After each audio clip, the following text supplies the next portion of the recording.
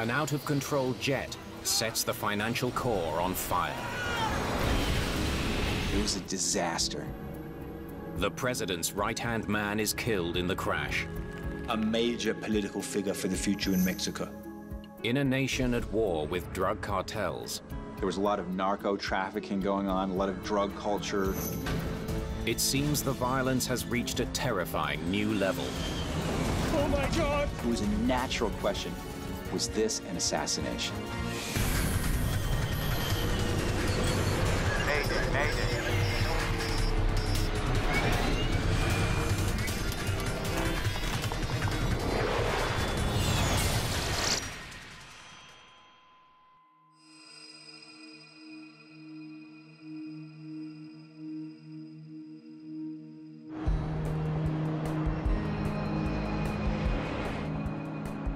November the 4th, 2008. A Learjet 45 is cruising over central Mexico. Victor Mike Charlie, radar contact. Descend to 200. 200, Mike Charlie. Alvaro Sanchez and Martin Oliva are at the controls. Both pilots are captains. But tonight, Captain Oliva is flying the plane. I'll start setting 250, Alvaro, okay? Sounds right to me. The flight is a special government charter. We must be getting close. The country's interior minister and his entourage are flying to Mexico City.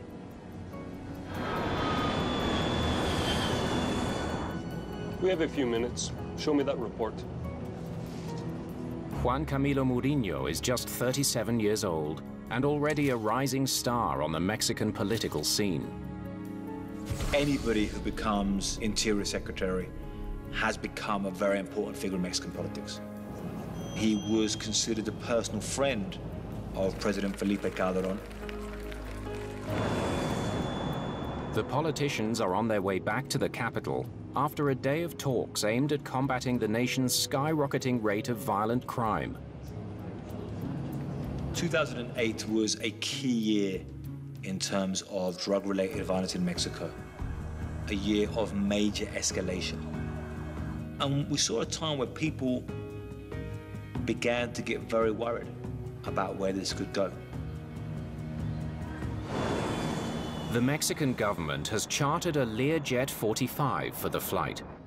It's a high-performance aircraft that's also economical to fly. Victor Mike Charlie, descend to 15,000 feet.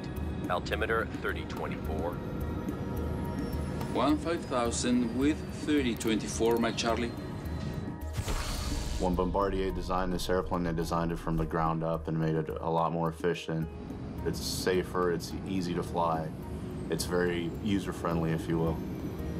1,000 feet until we level off. Thanks, Alvaro. As the Learjet nears the outskirts of Mexico City, the pilots prepare to land. Landing lights. Yep. Check. The crew can see the aircraft ahead of them on the approach route. Look. Yeah. They're all lined up in front of us. Just in time for rush hour. If you've ever looked out into the sky from the approach end of an airport, you see, looks like a string of Christmas lights. Each light is a plane lined up one after the other, coming in on a very steady, orderly approach. It's a busy international airport. It's the main airport for Mexico City, which is a huge city, so you have traffic from all over the world coming in there. Victor Mike Charlie, reduce your speed to 180 knots. Reducing speed to 180, Mike Charlie. The air traffic controller asks the Learjet crew to slow down to maintain their position in the lineup of planes. The approach into Mexico City requires a turn that's greater than 90 degrees. Things are coming at you fast. ATC telling you to turn this heading, maintain this speed, slow down to this speed. Should I pull the nose up? No, leave it. Leave it for now. Tonight, Alvaro Sanchez is serving as something of a mentor. But we're about to level off, right? Yes. He's more experienced in the Learjet than Captain Oliva. There, speed stabilized. Okay. This is one of the busiest and most critical stages of any flight. Flap down. Sanchez extends the flaps so he can further reduce their speed. Here, ATC is sequencing you, and they're basically telling you where to go, how fast to go, how high to go, how low to go, in order to sequence the traffic into the airport. Give me 8800, please. 8800. They're about 5.5 miles away, right over the heart of downtown Mexico City. Below them, Mexico City is a sprawling metropolis of 20 million people, with some of the worst traffic in the world. A sea of cars fills the downtown core.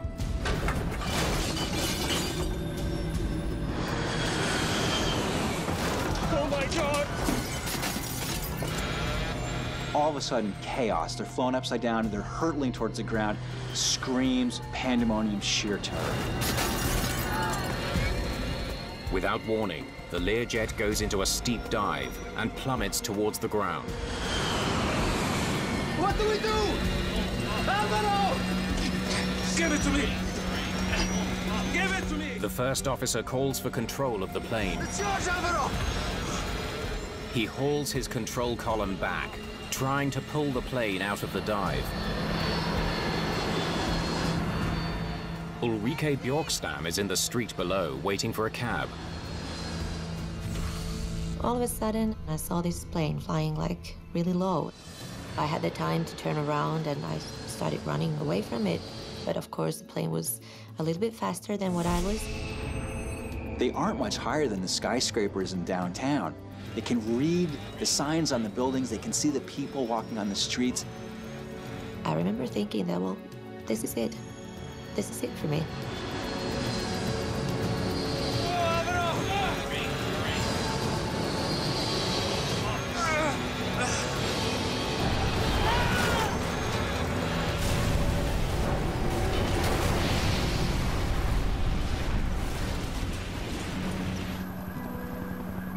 Learjet Victor Mike Charlie has devastated Mexico City's financial district.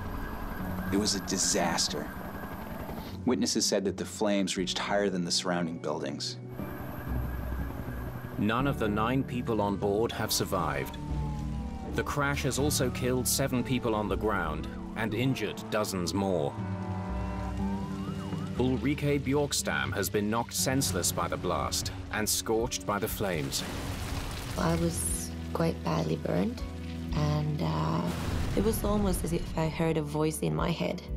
It was this one thought that I had, that I need to get up now if I'm ever gonna get up. Just remember, like, a lot of explosions, cars exploding, and there was this man running towards me and asking me, like, what was that? What happened? Was it a bomb? Like, no, it was a plane.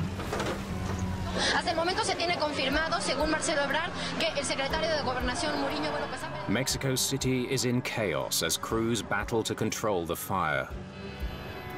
The sudden loss of the Interior Minister leaves the country in shock and the government facing a potential crisis.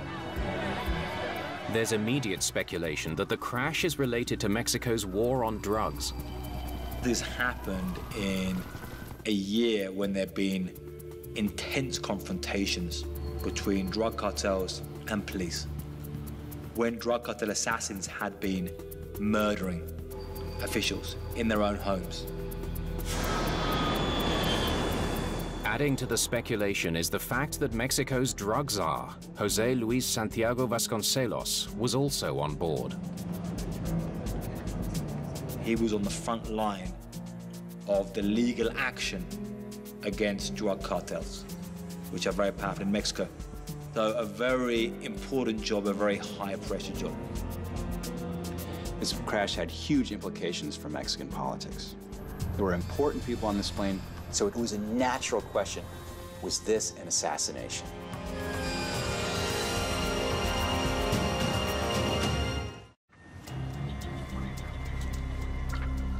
The morning after a government Learjet slams into the heart of Mexico City, investigators begin their work at what may well be a crime scene. One of the high-ranking politicians on board, José Luis Santiago Vasconcelos, has been a target in the past. He had said there had been threats against him, and they discovered a plot to try and kill him. Have the cartels finally succeeded? If so, it would mark a dangerous escalation in their war against the Mexican government. This is really concerning. This is no longer simply a criminal problem. It's starting to become a national security issue. And there was much fear across the country. Desperate to quell public anxiety, Mexico asks for help from the United States. They call in the FBI and the National Transportation Safety Board. The NTSB's Joe Cedar knows this is an assignment like no other. As soon as we heard that there was what we would say the equivalent of the Mexican vice president on board, I knew that it was going to be a very political investigation and would require a lot of politics, a lot of interpersonal skills, more than even just the technical side of things. Joe Cedar, NTSB. Amid the chaos of the crash site, Cedar's first job is to try to identify all the aircraft debris. All right, if you're absolutely sure it's from the plane, it goes over there. Okay? Everything else I want here. It's a monumental task. With so much damage to buildings, cars, and the city itself, isolating wreckage from the Learjet is next to impossible. This plane crashed into rush hour traffic in the middle of one of the world's biggest, busiest cities. There's wreckage everywhere. There's debris. Is it a car? Is it a plane? Who knows? I mean, it's just a mess. Investigators make an early breakthrough. They recover the plane's flight data recorder. If it survived the fire, it could hold crucial clues about what went wrong. We can glean out a lot of information from the recordings from air traffic control, from the impact, from radar, but to get some very specific information, we would really want that flight data recorder to tell us what the flight of the aircraft was. That's great. One down, one to go. All right, it's got to be nearby. Let's keep looking. But the second black box, the cockpit voice recorder, is still missing. Investigators need to find it, and fast. Faced with the suspicious death of two key members of the government, President Felipe Calderón himself is watching their every move. In fact, I briefed the president of Mexico, President Calderón, at least 3 or 4 times. I was dealing with his aide, his personal aide, on a daily basis, if not hourly basis. One of the things that he wanted to prove was that this was not either a drug hit or a political assassination.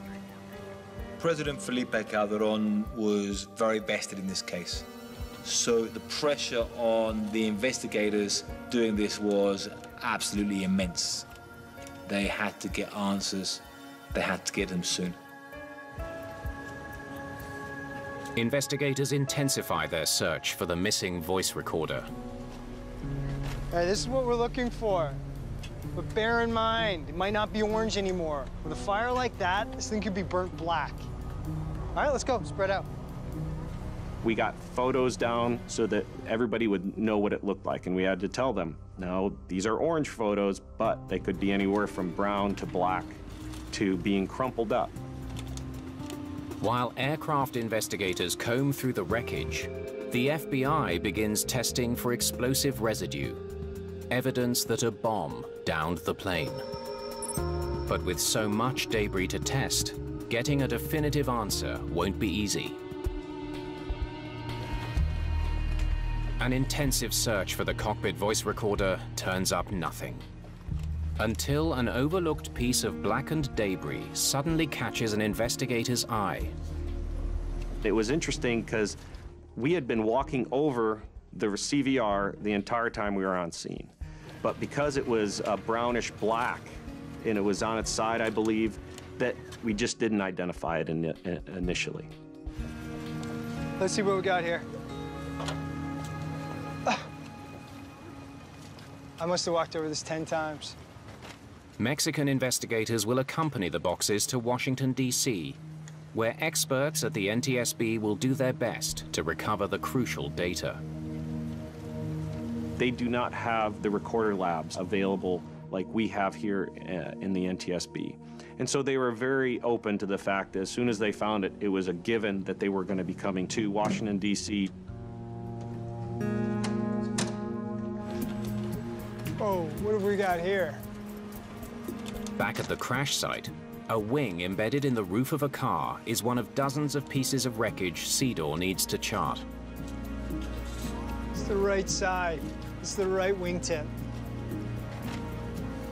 He wants to know if the plane came down in one piece, or if it broke apart in mid-flight, something that would point strongly to a bomb.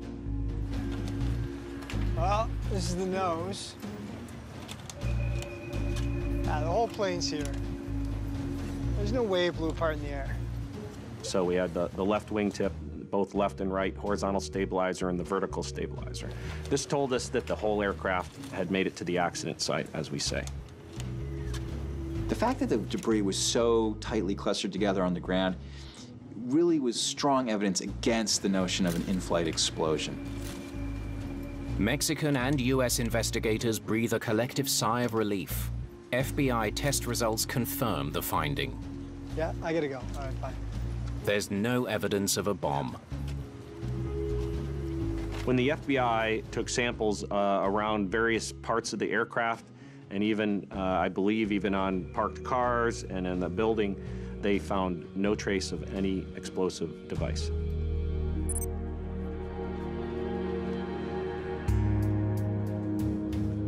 But the way the wreckage has fallen does provide a puzzling detail about how the plane came down. Looks like the plane was heading west when they hit the ground. Flying away from the airport that way. So why are they flying the wrong way? We knew that he was coming into Mexico City, and the first thing that we noticed was that the aircraft, when it struck the ground, was actually moving away from the airport. The Learjet crashed into the heart of Mexico City at the height of rush hour. Investigators hope to find somebody who saw something that might explain the odd flight path. So you didn't see it in the air at all? But they're out of luck. Witnesses can only describe the moment of impact and the terrifying aftermath. Nobody knew what had happened and what it was that exploded, because there were several explosions. I think maybe 2 from the plane, and then of course all the cars. It was a very chaotic situation, a lot of panic in people's minds, like, what's going on? No one can tell investigators anything about how the plane was flying before it suddenly changed direction and crashed. How we say it with investigators is the accident didn't happen here. This was the result. The impact of the ground was the result of the accident, which occurred at altitude. And because of that, we didn't really have any witnesses to that part of the flight. It's a disappointing setback for investigators. One that only increases the pressure to explain the mysterious crash in the Mexican capital.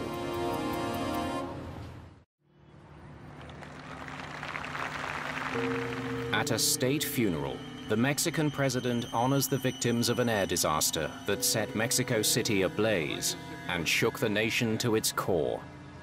Al licenciado Juan Camilo Mourinho Terrazo, secretario de Gobernación, así como a sus destacados... President Felipe Calderón lost a good friend and a protege, as well as his number 2 in the government. The somber moment is a reminder that there is still no explanation for the crash that killed 16 people. For those who survived, it's a reminder of how lucky they are. I felt guilty of being alive because so many other people got killed, and it could have been me. So why did I survive and not the rest of the people who were next to me on the street?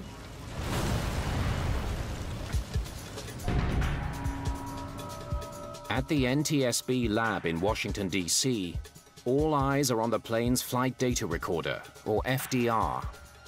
It could hold vital clues, data that will explain exactly what happened in the last moments of the flight. Flight data recorders can hold up to several thousand streams of data at any time. This includes everything from control inputs, control surfaces, speed, temperature, pressure, pretty much everything an investigator would want to look at. Technicians manage to download all the data, but investigators quickly realize it won't be any help in solving the crash. The information is more than 2 years old. The recorder stopped working long before the accident flight. It was a very disappointing news to hear that we did not have any of the accident flight recorded. Investigators need a new strategy if they hope ever to understand why the Learjet ended up flying the wrong way.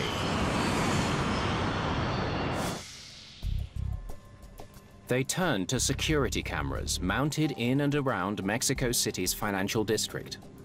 One of the advantages of an urban environment for investigators is that there's a lot of cameras around. Yeah, one of these cameras must have been looking in the right direction. We just basically said, find every and all video that is available from every building around. It's a long shot, but there's a chance a camera may have captured images of the Learjet in flight. Witnesses and their memory are good, but they're not exact. Video, on the other hand, is very important to us, especially if we don't have any FDR data. Next. Cedar hopes the gamble will pay off. He scans through the video frame by frame, focusing on the critical seconds just before the crash. Next. Most of the cameras are aimed at the ground. Next. Too low to show the plane. And it would be, yep, okay, there's the flash, there's the aircraft hitting. And it was, again, we were saying, that's not the accident. We need to keep looking. Finally, a lucky break. Oh, hello there. A camera from a rooftop helicopter pad has captured a short glimpse of the flight just before impact. Can we enhance this one? You just see the streak of the aircraft going down. And we were like, hey, we got something here. The video reveals that the plane went into an extremely steep dive and reversed course in mid-air. But it doesn't reveal what caused the plane to suddenly change direction. So 1 minute, they're under control heading towards the airport. Then all of a sudden, they're in a dive heading away from the airport. I don't even know how you turn around that fast. We knew it was coming in this direction, and then all of a sudden, then the next thing we know, it's going in this direction. How does it get there? An airplane can't just automatically turn in flight and go down. So we had to determine what would actually have to happen in order to get that airplane in that position. Investigators wonder if there was something wrong with the plane's control surfaces. I guess if these spoilers were to fail just on one side, that could flip it. The rudder, ailerons, and spoilers control the aircraft's movement through the air. A malfunction in one of them might have thrown the Learjet out of control. If you have a spoiler that comes up on one wing and not the other, it can create a rolling moment that would cause an upset. Investigators check the mechanism that moves the spoilers. They are hydraulically operated. So was there hydraulic problems with the aircraft? Spoilers were retracted, so that's not it. There's no sign of any malfunction, and none of the plane's spoilers were deployed at impact. They couldn't have caused the problem. One by one, investigators carefully examine every control surface on the plane. They all check out. We had no evidence to suggest that this was a mechanical failure in the aircraft. It's another dead end. Investigators are no closer to understanding why a government-chartered Learjet suddenly veered off course and slammed into Mexico City. Alvaro! What do we do, Alvaro? Facing constant pressure from the highest levels in the Mexican government, investigators are running out of leads. They turn to what may be their last hope of understanding what brought down the Learjet: the cockpit voice recorder. The cockpit voice recorder doesn't just give you voices, it gives you alarms, it gives you wind sound, any other relevant audio cue that can help you figure out what happened in that crucial moment of the flight. We have a few minutes. Show me that report. Despite some damage from fire and impact forces, technicians have been able to recover the recorded data. We knew we didn't have FDR. We were glad to hear, though, that the CVR did work and that the accident flight had been captured. All right, I think we waited long enough. Let's hear it. Victor Mike Charlie, reduce your speed to 180 knots. Reducing speed to 180, Mike Charlie. Because it's a small aircraft, we could hear not just all the sounds that were in the cockpit, but we could also hear the sounds in the cabin. We must be getting close. As they listen to the moments just before the crash, they hear nothing out of the ordinary. No, leave it. Leave it for now. One of the things that it did reassure us is that there was not an intentional act that brought down the aircraft. There was no sounds similar to a struggle. There was no sounds of an explosive device. And so that helped close the book on that aspect of the investigation.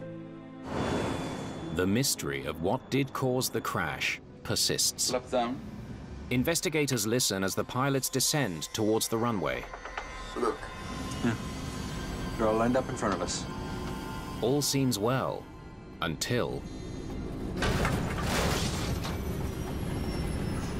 Turbulence from that thing. Oh, man. One of the interesting things that we did hear was that the flight crew did mention turbulence. What the hell? All right, sounds like that's where the trouble starts. Where are we at? 14 seconds before hitting the ground. It seems the Learjet hit a patch of violently unstable air. Oh my God! All of a sudden, boom, they're upside down, plummeting towards the ground. Calvaro! What do we do? Calvaro! Without the flight data, the voice recording leaves investigators with only a partial picture. We don't know exactly what each of these pilots was thinking at the time. We don't know what control inputs were being made, but it shows that there was that confusion factor in the cockpit of what to do, how to recover the aircraft from the upset. They don't seem to know what hit them. Alvaro! What do we do, Alvaro? Give it to me! Give it to me! You know, hearing that sound and, you know, putting myself in their place and knowing what that outcome is going to be, it's got to be horrible. It's yours, Alvaro! They tried to pull out, it wasn't enough. They had so little time, they had so little altitude.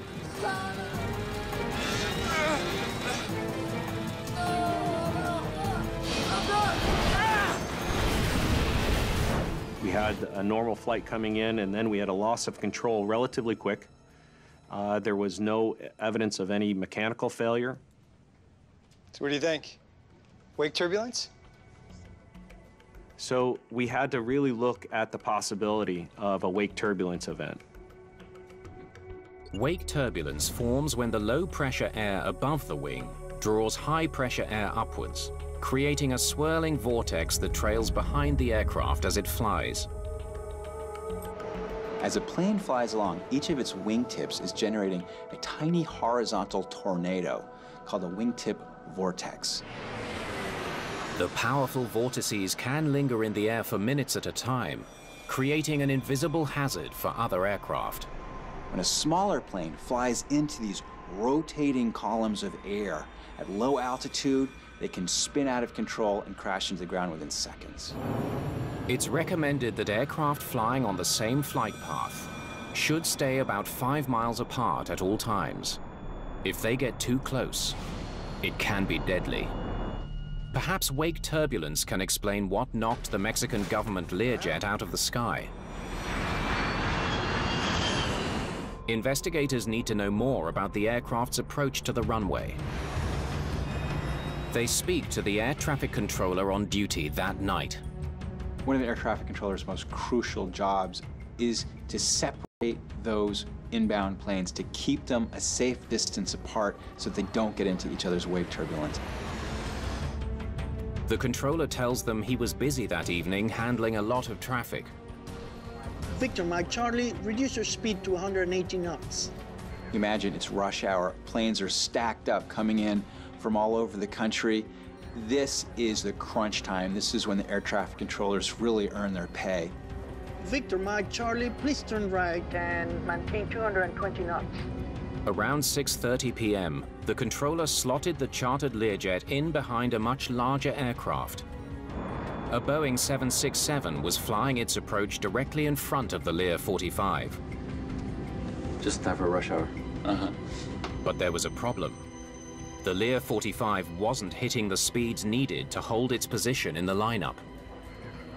What a controller does is tell each aircraft how fast they should be going, if they should speed up, if they should slow down, and that it's very important for pilots to actually comply with each of those requests in order to maintain that separation. Victor Mike Charlie, are you at 220 knots? The controller had to remind the crew to speed up to 220 knots when they joined the line of landing planes. Increasing speed. Increasing speed right now. Just a few minutes later, the Learjet 45 was descending too quickly. First they were going too slow, then they were going too fast. It seems the crew wasn't paying close attention to the controller's instructions. Could that explain the crash? Did carelessness on the part of the pilots lead to a fatal error in the cockpit? What the hell? Investigators need to know exactly how close the Learjet came to the 767. They analyzed data from air traffic control radar in the final minutes before the accident and make a surprising discovery. Separation is not ideal, but it shouldn't have been a problem. It seems the Learjet never got close enough to hit the 767's wake. They got close to the preceding 767, but it wasn't something that was, oh, okay, they got within a mile. They were still about 4 miles away from the 767. It wasn't anything that was very apparent that a wake turbulence encounter would have caused this accident. So we had to go back and do a lot more work in order to understand why this particular day, at this particular time, that 767 wake turbulence affected the Lear 45. What the hell? The turbulence from that thing. Oh, man. Conflicting evidence has brought the Lear 45 crash investigation to a surprising impasse. While the cockpit recording points to wake turbulence as the culprit, radar data suggests the government jet was never close enough to the plane in front for wake turbulence to be any problem. To try to resolve the conflict, investigators take an unusual step. They download the flight data recorder from the Boeing 767 that was flying ahead of the Learjet. If something was causing the 767 to produce more wake turbulence than usual, the plane's flight data should tell them. The data from that preceding plane's flight data recorder, the speed, the flap settings, would give a good clue as to what kind of wake turbulence that plane would be putting out. But the data reveals nothing unexpected. It seems the 767 was generating a normal amount of wake turbulence. Investigators are missing a piece of the puzzle. Then they factor in some additional information about the weather that changes everything. One aspect of wake vortices is to understand the weather, the current weather that's going on. They learned that the 767's wake vortices would have lingered for longer than usual, putting the Learjet in lethal danger. The reason? Extremely calm weather. The wind wasn't strong enough to disperse them. Normally, you think of calm air, clear skies, no wind, great conditions for flying. Actually, calm air is worse for wingtip vortices because the wind doesn't break them up and chop them up into innocent pieces. Their danger remains potent. We had a calm atmosphere. We had a heavy aircraft in front, we had a light aircraft behind. All the circumstances came together to have that trailing Lear 45 have an encounter with the wake turbulence of the 767. The crew could see the 767 ahead of them. He's starting to turn. So, he's 5 miles from us. But they mistakenly thought they were still a safe distance away. When you look out your cockpit window, you see this tiny dot ahead of you.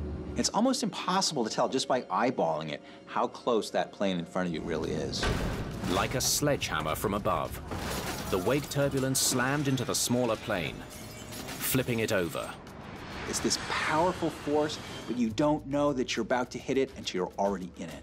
This explains the mid-air change of direction. The aircraft rolled around into a sort of a barrel roll, and then as it was coming around, they were pulling out. And if they would have had another maybe 1,000 feet or a couple thousand feet, that they could have actually recovered the aircraft. You know, at that point, they're along for the ride, and you don't have time. You don't have time. Barely have time to realize that you're gonna die.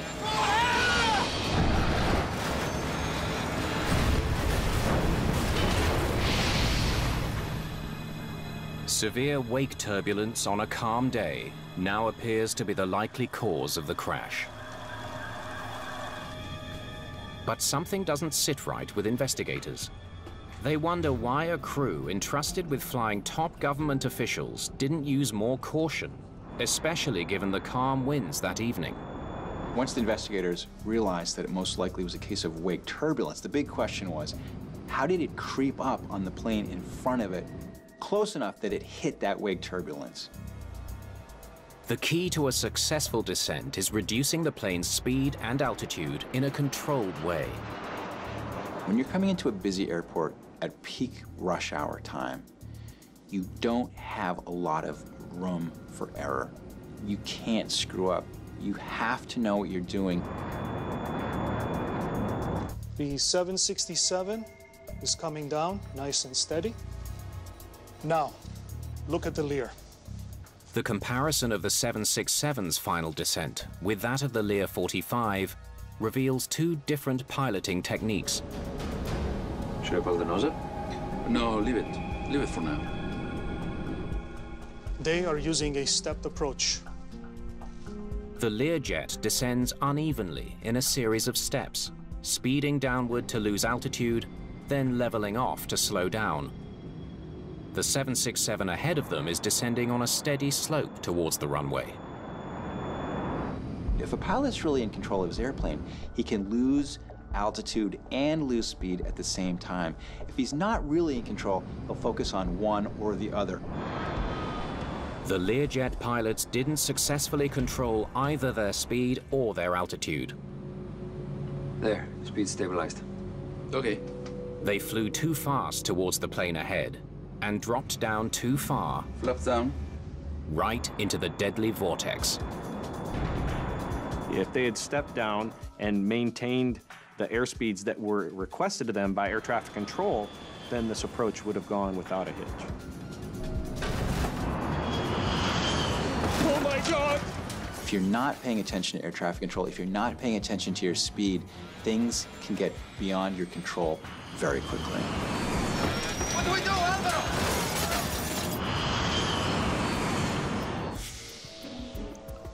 Let's hear it again, please. Investigators need to know, how could the crew have made such a critical piloting error? The cockpit voice recorder points them to the answer. Now we're going to put in the vertical nav all the way. Enter 1-2000. They hear something unsettling from early in the flight. 1-2000.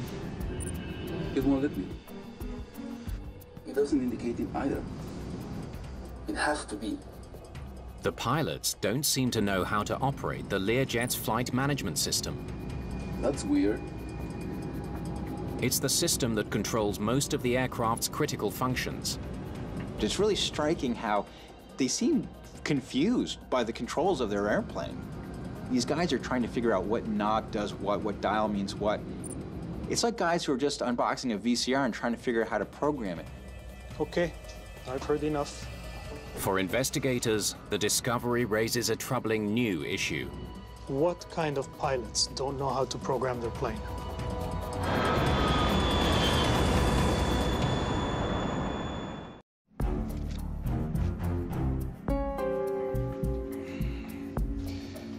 All right, let's see what we have in these two. Investigators dig into the work records of the two Learjet pilots. They're looking for anything that could account for the pilot's lack of proficiency in the cockpit. What the hell? They come across discrepancies in the pilot's certification for the aircraft. Missing signatures. When you look at the paperwork for the type certification for the Learjet 45, for both the pilot and the co-pilot, there were signatures missing, there were forms missing. It seemed that something was very fishy about how these guys got their type certification. When they try to track down Captain Oliva's flight instructor, Let me guess. No sign of the instructor. they find no proof that any training took place. We were very surprised to hear that this was happening at such a high level in the government, where it's not the president, but it's the equivalent of the vice president that's flying around with pilots that have very questionable training and backgrounds.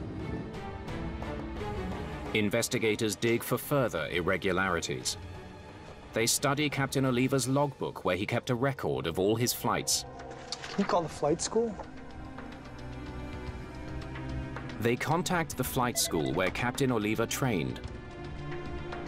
They learn that many of the training flights he claimed to have made never took place. The flight school that provided that information definitely found that there were some issues with his command of the aircraft. Investigators reach a shocking conclusion. The pilot in command of a Mexican government Learjet was a fraud. It's pretty mind-boggling that a pilot would fake his own credentials. This is a plane that you're flying. You're in it. Your life is at stake, too. You'd think you would want to have the proper credentials to fly an airplane. These guys were totally faking it. The truth about Alvaro Sanchez and his qualifications is equally shocking. His claims to be a member of a Learjet 45 training team and an instructor are also proved false. These are people who clearly were enamored of the convenience of cutting corners, taking advantage of some corruption somehow to fly a plane that they had no business being in, let alone flying. We must be getting close. It was their own fraud and deception that ultimately led the pilots into a situation they simply couldn't handle. Shepard knows that. No, leave it. Leave it for now.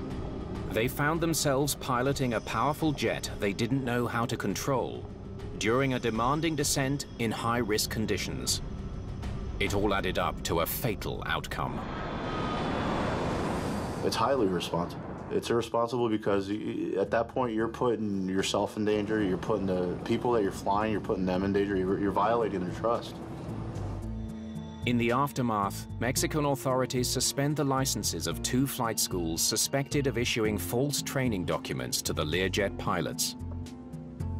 Some of the recommendations from this accident was to have more oversight authority for these type of flights, because there is a need for these important political persons to have the best possible flight crews, the best possible aircraft, the best possible operation there is in order to have safe flights. This job might have seemed like a really appealing one, to fly around one of the most important people in the country. And that might have made them feel like it was worth it to cut corners on their training and their credentials. But it was a heavy price to pay. Kick, damn it! Push! Push! Push! Push the blue side up! They tried to fly the airplane even upside down. They never for a moment believed that they could not find a way to control this airplane. I'm pushing! Okay, let's kick rudder! Left rudder! Can't reach it! Okay. Right rudder! Right rudder! Plane was being knocked from side to side. It turned upside down. It was spinning. Persons were being thrown against the walls of the plane, falling out of their seats, and the cockpit voice recorder screaming unbelievable, horrible last few minutes of their lives. Are we flying? We're flying! We're flying! Tell them what we're doing. Let me just... damn. At least upside down, we're flying. Yeah. And it was so violently upside down that the pilots were hanging from their shoulder straps. Passengers don't have shoulder straps.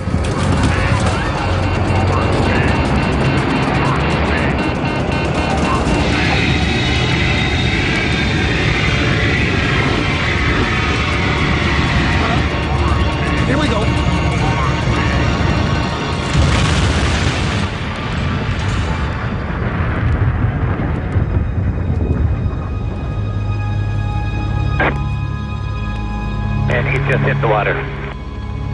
Yes, sir. He hit the water. He's down.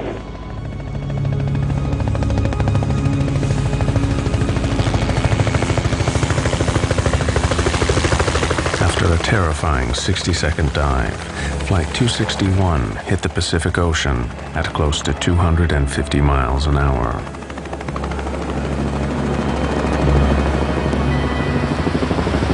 Rescue helicopters were soon at the crash site, but there were no survivors. The plane had broken up on impact. 88 passengers and crew, including 3 young children, died instantly.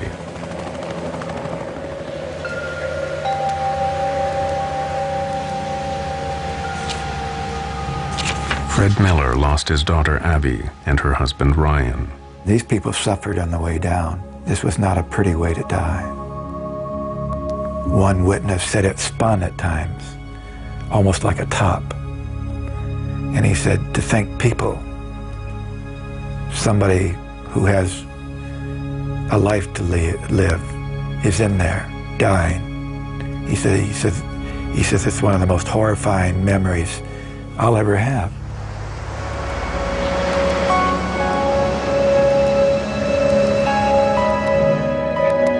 Susan De Silva lost her husband, Dean.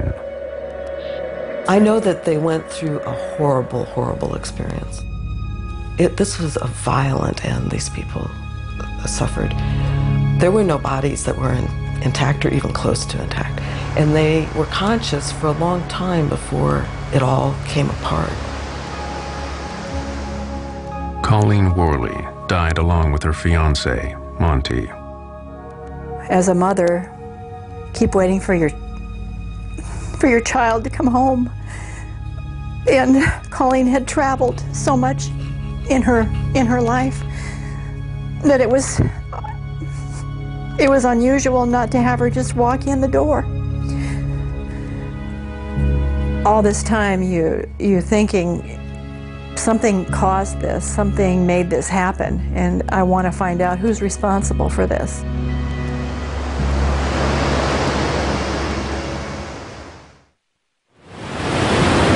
The investigation into Alaska Airlines Flight 261 began to swing into gear, but the wreckage lay 700 feet down.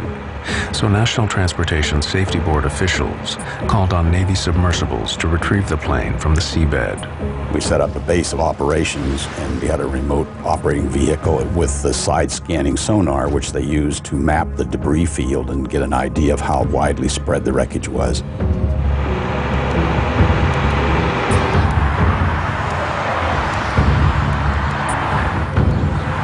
At the National Transportation Safety Board headquarters in Washington, the investigators' immediate concern was to find out what had brought the plane down. The first clues came from the cockpit voice recordings. LA, Alaska 261, we're with you. We're at 22.5. We have a jam stabilizer, and we're maintaining altitude with difficulty. We immediately suspected some problem in the tail of the airplane, which is where the controls are. Just something was wrong back there, and that was the key piece of wreckage to look for. The MD-83 that crashed was a revised version of the Douglas Corporation's DC-9, which was an extremely popular plane. Over 2,000 were delivered to airlines worldwide. The engines were at the rear of the plane, and the distinctive T-shaped tail was an essential element of the design. In a big turbojet aircraft, one of the rather brilliant elements of the design is that since you're going to be loading passengers and cargo, you want to be able to have that aircraft loaded a little nose heavy or a little tail heavy.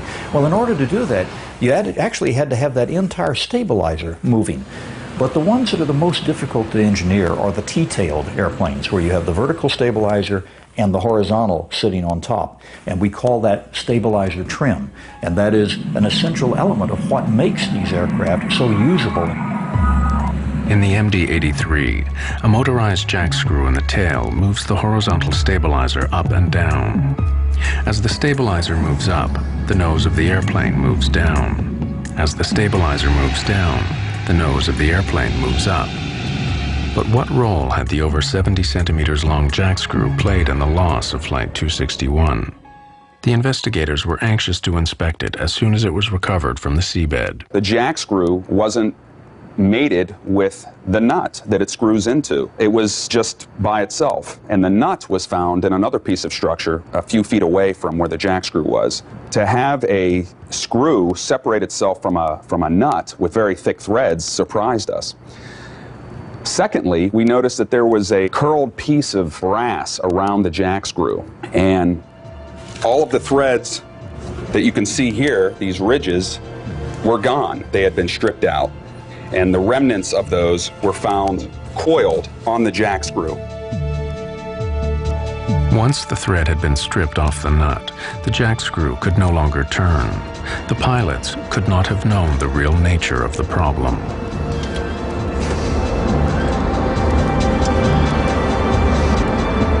The crew was confronted with a situation that had never occurred before.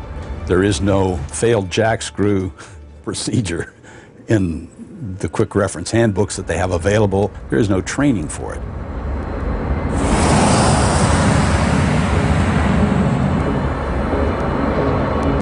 When the jack screw jammed, the pilots were unable to adjust the stabilizer. We felt that it was due to the fact that these nut threads had worn away and it was just too hard for that jack screw under the power of the electric motor to turn. That gave the flight crew an indication that there was a problem. The crew knew they had a problem in the tailplane, but they had no idea what. 2 motors controlled the jack screw, and they tried each of them in turn. But the pilots' attempts to free the jammed stabilizer made their situation worse. We're at 23-7. Request. Yeah, we got it under control here. No, we don't. Where they went wrong was that they wanted to try both the alternate and the primary trim motors at the same time. When the pilots switched both the electric motors on, the jack screw moved, but the threads had given way, and the jack screw was now held only by a single retaining nut. From this point on, the plane was doomed. That end nut was never designed to hold the loads generated aerodynamically by the airplane. Let's get speed brakes. Give me high pressure pumps. Okay. Now we know, in the glaring light of hindsight, now when we turn the situation around in time and look back, we can see that this aircrew and no aircrew should have ever been fooling with the trim and trying to run it back and forth. The retaining nut grew weaker and weaker. Then, finally, through the loads beating down on that nut, the nut finally failed. Feel that? Yep. Okay, give me slacks. The jack screw slid completely out of the Acme nut, allowing the horizontal stabilizer to move well beyond its aerodynamic limits. This is a bitch. Is it? Yeah. The stabilizer forced the plane down, and now completely out of control, it rolled over into its final dive. Okay, let's kick rudder. Left rudder. Left rudder. I can't reach it. This crew was working to recover the aircraft right down to the water. I mean, they did not give up the whole way down through the descent.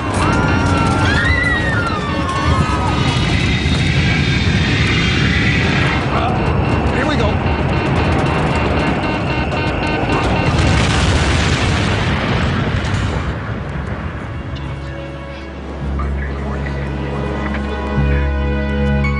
It was clear to the investigators that the failure of the jack screw was the only explanation for the plane's erratic flight path and final dive. But why had this happened? Why had the jack screw failed?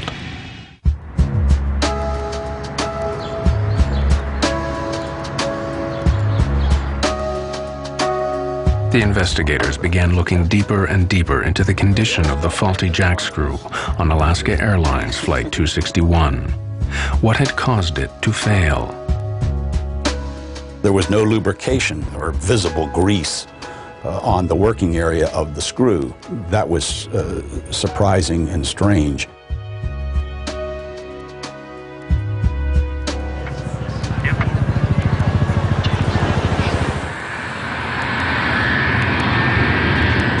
The discovery of no grease on the jackscrew alarmed the investigators. They alerted the Federal Aviation Administration, who ordered an immediate check on all MD-80s in the USA. They made a shocking discovery. At Alaska Airlines, in 6 of its fleet of 34 planes, the jackscrew assembly needed to be replaced after failing new inspections.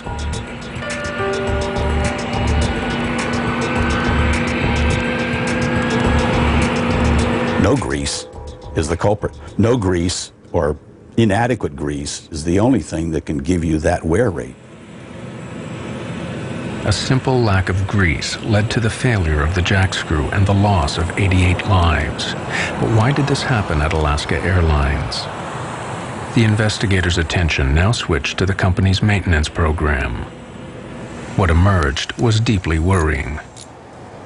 We interviewed all the mechanics who had worked on these airplanes. We knew that they had been falsifying records or not doing the work they had indicated. The mechanics at Alaska indicated that they were pressured to keep the planes in the air, or that their recommendations were overruled by supervisors. Some alleged that records were altered to show work done that was not done. Alaska has long been one of America's most successful airlines, but in the early 1990s, the economic downturn began to hit the company hard. Its response was to slash costs to revive its fortunes. Alaska Airlines began flying the planes more intensively. It sharply increased the average daily use of its fleet. Keeping the planes in the air earning money put maintenance schedules under pressure.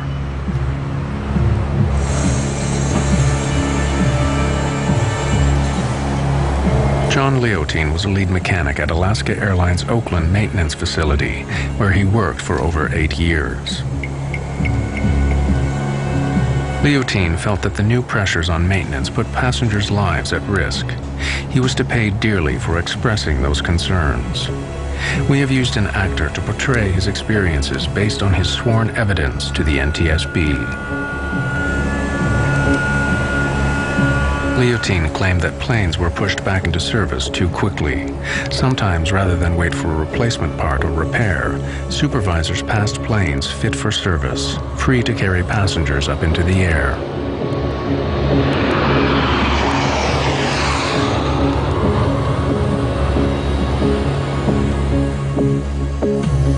In October 1998, over 15 months before the crash, John Leotine became so worried that he did something that would change his life forever. He reported Alaska Airlines to the U.S. Federal Aviation Administration, alleging violations in maintenance procedures. There were very few voices at Alaska who had concerns about the maintenance. There should have been more, and there should have been people listening. John Leotine is a hero in my book. In December 1999, over a year before the crash, the FAA and Department of Transportation officials moved on Alaska Airlines.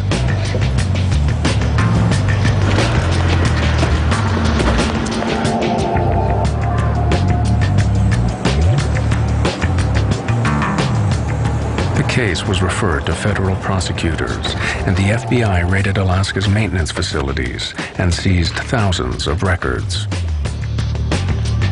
The raid was the opening shot in a federal grand jury investigation which would last 3 years.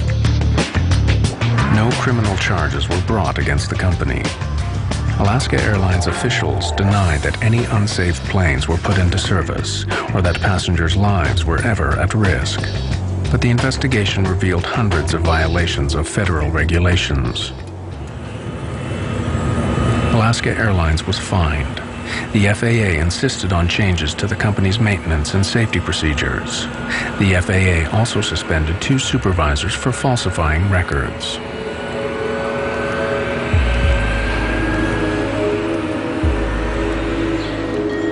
Like other whistleblowers, John Leotine would pay heavily for his efforts to save lives.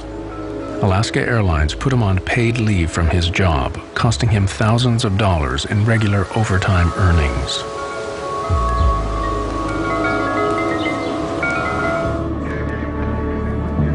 Then, in January 2000, John Leotine saw his worst nightmare come true. The kind of accident he had tried to prevent by contacting the federal authorities now took place just off the California coast.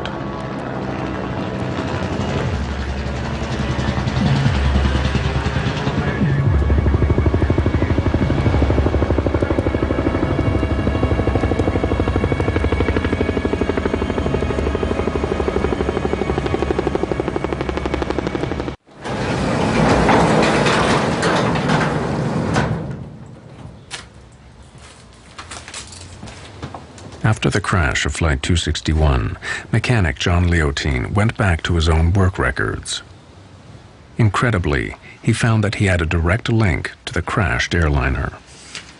Over 2 years before, at the plane's last overhaul, he had ordered the jack screw on this particular aircraft be replaced. He then went off shift. When investigators examined the record, they found that Leotine's recommendation had been overruled by the next shift and the plane put back into service. It would be 2.5 years before the next overhaul. But time ran out. 2 months before the overhaul was due, Flight 261 crashed.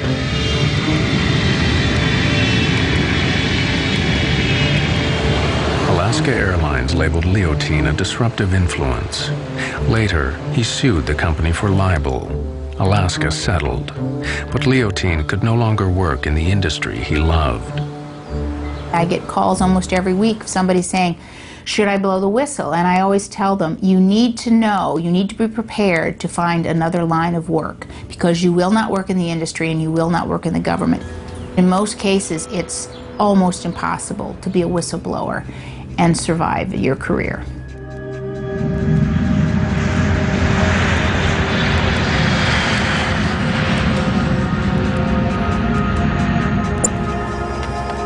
As the investigators continued their work into Flight 261, they made another disturbing discovery about the drive to cut costs at Alaska Airlines. To keep planes flying more intensively, Alaska had dramatically extended the intervals between service. This was significant because when a plane is designed, every part has a schedule listing when it is serviced and when it must be replaced. You're supposed to go in and inspect every so many hours, and that's different on parts all over the planes. Some things you have to look at after every flight. Other things have to be inspected every 2 or 3 days. By 1996, Alaska Airlines extended the intervals between MD-80 jackscrew lubrications by 400%. Now, there was over 2,500 hours between each service. The extended service intervals were to prove fatal for Flight 261. If you had 600 hours between inspection points and greasing points, we have no chance of ever having a metal-to-metal contact situation. But if you put that out to 2,000 hours or 2,500 hours, now what you do is eat into some of these protective stages, these barriers that we have towards catastrophic failure. In its final report into the crash of Flight 261, the NTSB concluded that Alaska Airlines' extended service intervals for the jack screws on its MD-80s was a significant contributor to the crash. With carriers doing anything to save a dime, maintenance, safety, took a back seat. And one of the shocking things about Alaska is that they were allowed to increase inspection intervals. And it was very shocking because that is the only way we have safety.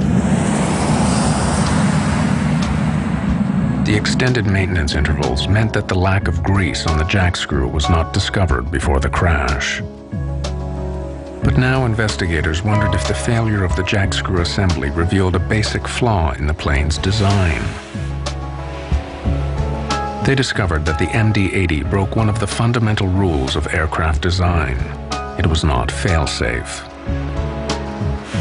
The design philosophy that has made aviation so safe is that we should never ever have a situation in which one catastrophic failure of some component of the airplane causes us to lose the airplane. There was no backup to the jack screw and its nut. Engineers never envisioned a situation on the MD-80 where the jack screw might fail. With inspections every 600 flight hours and replacement every 2,000 hours, the designers did not add an additional redundant backup system. It was utterly laughable that they said it was a redundant system. There's one screw and there's one nut. That's all there is. It's not redundant. The MD-80 continues to fly worldwide, despite the revelation of this potentially dangerous design flaw. The jack screw assembly has not been redesigned. Inspection intervals have been shortened, but airlines still rely on proper maintenance to prevent the same accident happening again. In its final report, the National Transportation Safety Board concluded that the crash of Flight 261 was due to the lack of adequate greasing and the stretched service intervals. When coupled with the design of the jack screw, these failures led to a completely avoidable accident and the loss of 88 lives.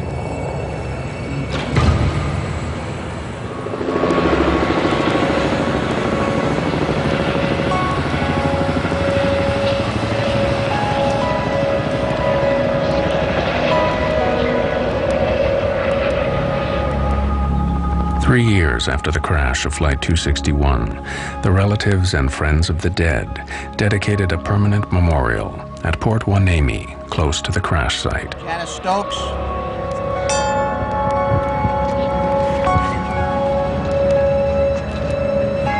I think the best thing and the only thing in our infinite inadequacy of making up for the loss from this life is to say something that we've been able to say on a lot of other accidents to other grieving families, and that is, those deaths will not be in vain.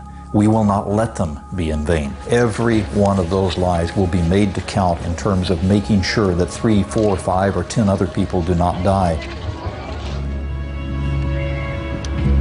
Miss Carol Carlson.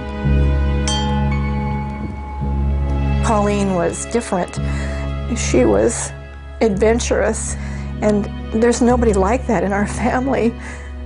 And I don't know what we can do except to remember Colleen and to live our lives now a little bit better for her.